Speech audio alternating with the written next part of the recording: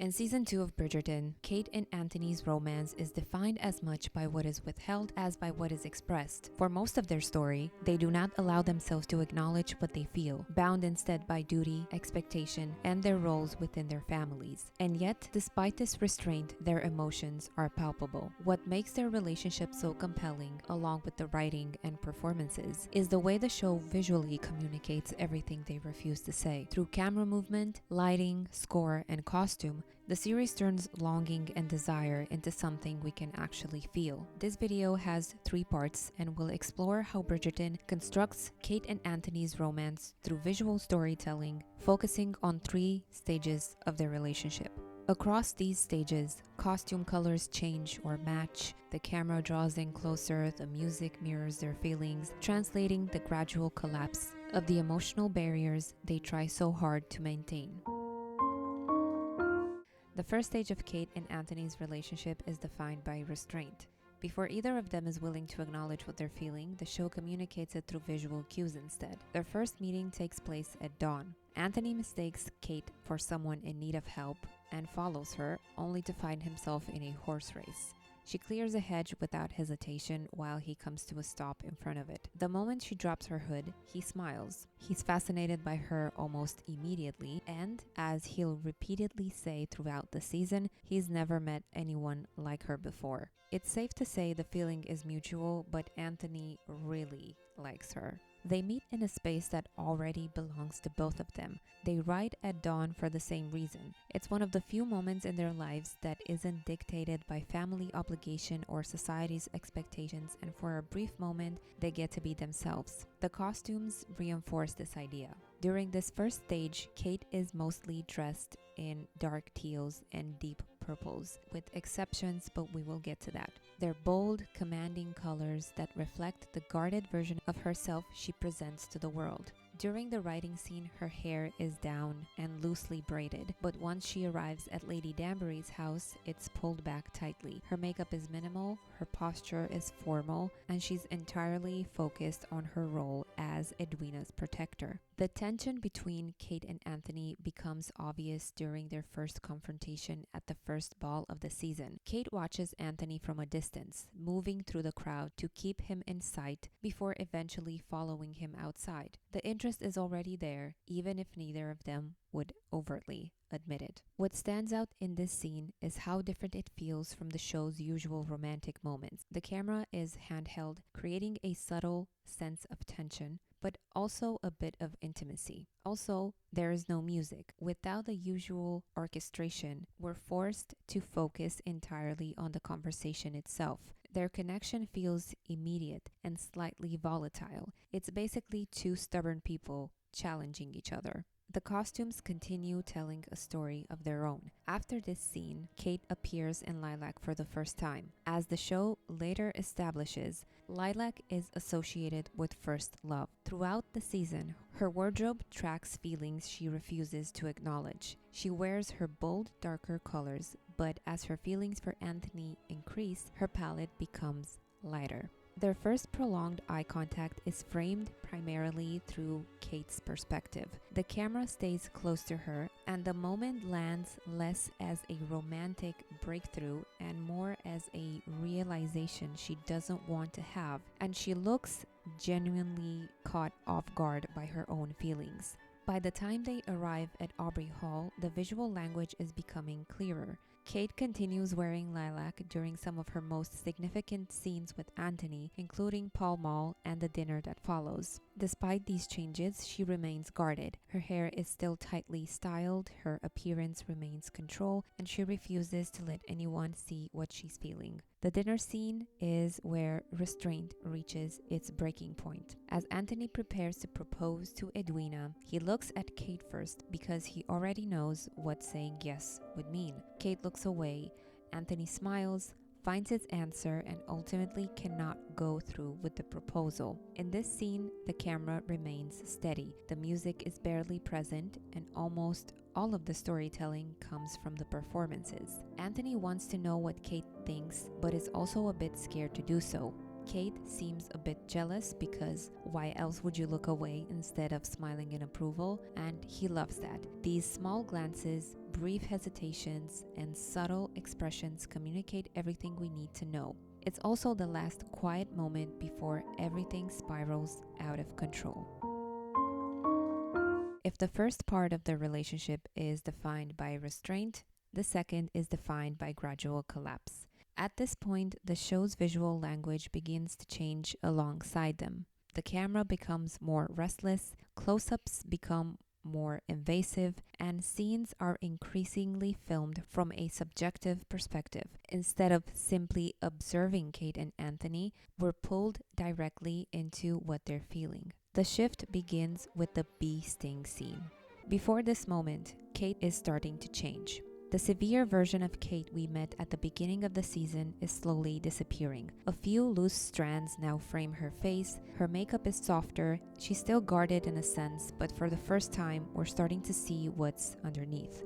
The scene itself marks a turning point for both, but I would say a bigger one for Anthony. When Kate is stung by a bee, his reaction has more to do with the fear of losing her, and for the first time, he is forced to confront how much she means to him.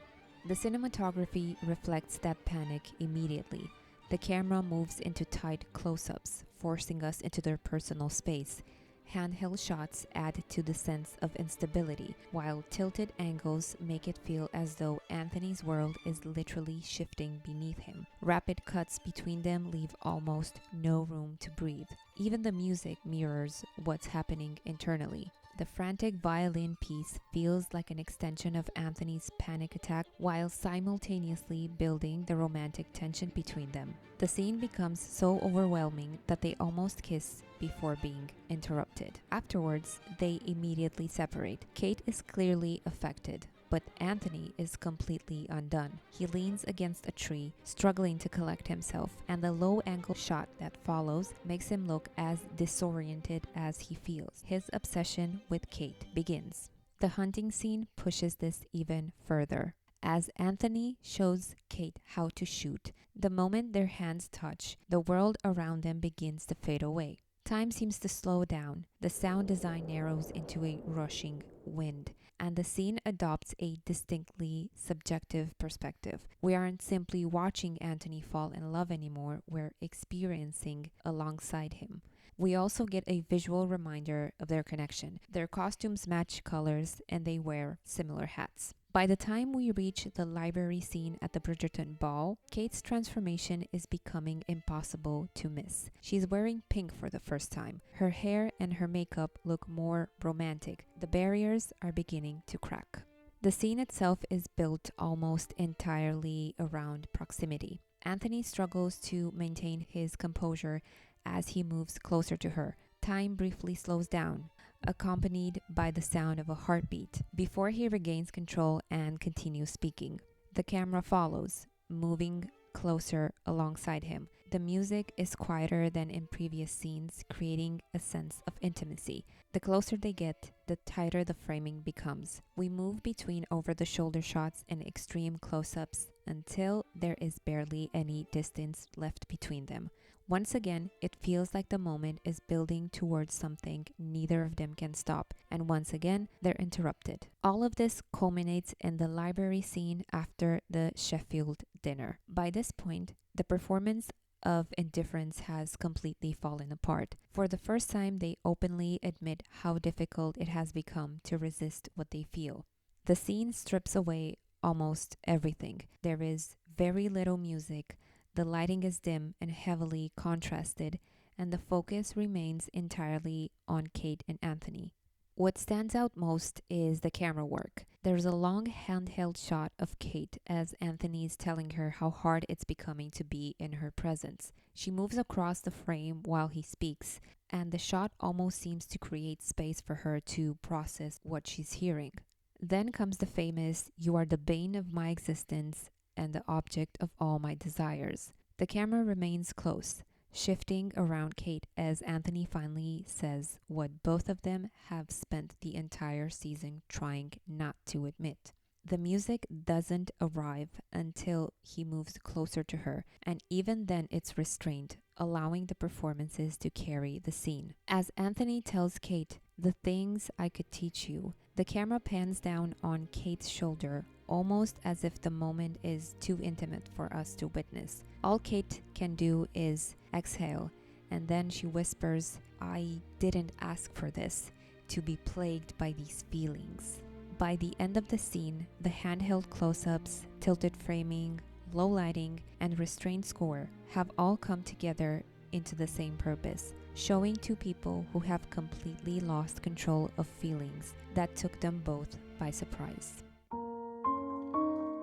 And so the restraint and uncertainty are gone. What remains is surrender. Before the wedding, the Sharma family holds a haldi ceremony. Everyone is dressed in orange, but Kate's costume is especially important because the color returns later at a pivotal moment. During the ceremony, Edwina applies turmeric paste on Kate's face, a tradition associated with helping an unmarried person find a match. On the wedding day, Kate is dressed in lilac once again. By now, the symbolism is impossible to miss. Throughout the season, lilac has followed her growing feelings for Anthony, and it makes sense that she's wearing it at her sister's wedding because she'll be making out with the groom. After the wedding falls apart, they find themselves alone in the church. Neither of them wants to leave. The scene feels suspended in time. The music swells as they look at each other, both aware that this could be their last opportunity to do so. Then, just as Kate wants to leave,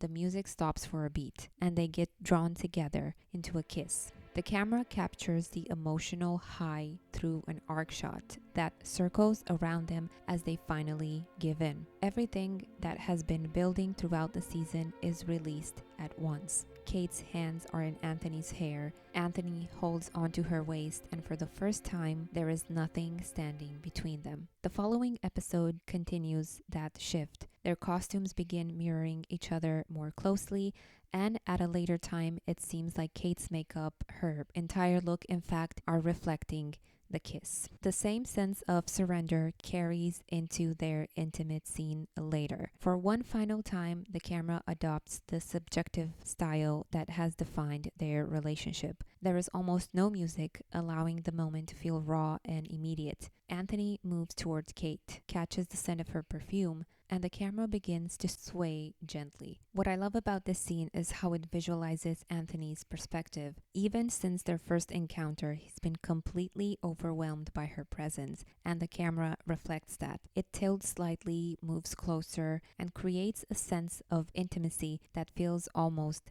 dizzying. It works because it feels like the natural conclusion of everything that came before it. It's brief, but incredibly effective. The final scene of their story arrives at the last ball of the season. Kate is wearing orange again, bringing us back to the haldi ceremony from earlier. Her jewelry has the same color, her hair is down, and her makeup is glowing. As they dance together, the cinematography becomes more restrained. There are no dramatic camera tricks here. Instead, the emotional weight comes almost entirely from the performances. As the dance ends, they slowly lower their joined hands and look at each other openly. On a symbolic level, they are revealing their true selves to each other, and neither of them is hiding behind duty, obligation, or expectation anymore at this point. And a confirmation of this comes immediately. The way Kate looks at him with the most love eyes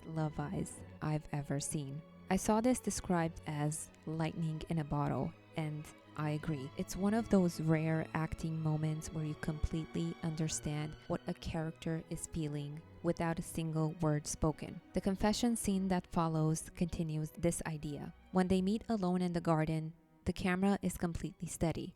Gone are the dizzying arcs, the tilted framing, and the restless movement that defined the previous stage of their relationship. For the first time all season, the visual language feels grounded. Anthony finally lowers his guard and tells Kate that he loves her. Not only that, but he admits that he has loved her from the very beginning, from their race in the park to every dance, every walk, and every moment they spent apart. Kate says she loves him too, and fireworks erupt behind them just in time. except it's all intentional, of course. The season ends back at Aubrey Hall, bringing everything full circle. The camera circles around them, and now the movement feels completely different. The shadows are gone, the music is hopeful, and they are finally free to love each other openly. Ultimately, Kate and Anthony's story works because everything from the acting to the costumes and camera work were speaking the same visual language. By trapping us inside their subjective reality, Bridgerton didn't just let us watch their romance, it forced us to get swept up in the rush. And that's exactly why, seasons later, we never really got over it.